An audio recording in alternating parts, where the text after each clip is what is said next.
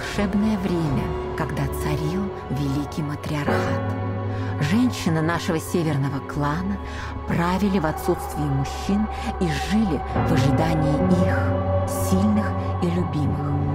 Мы были самым влиятельным кланом. Наши сейфы с деньгами и драгоценностями были зарыты в наших северных полях. Мы покупали самолеты, мы готовились к блестящей свадьбе моего сына-наследника.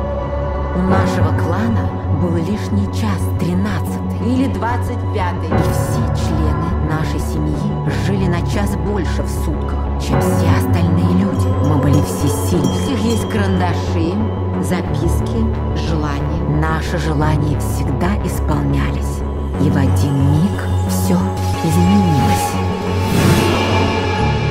И начался хаос. Чтобы ты, Бенедикт, любил меня одну. До гроба и после гроба.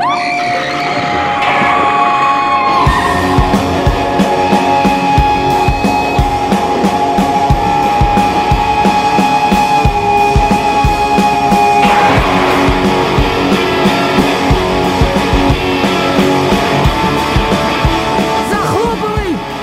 И стали гнить северные поля. Власть переходила от одного к другому, сея война и болезни. Меня никто никогда не любил, я никого никогда не любил. Я люблю тебя. И чтобы все спасти, кто-то из нас должен был умереть. Бенедикт мой, не твой. Не надо сюда больше звонить!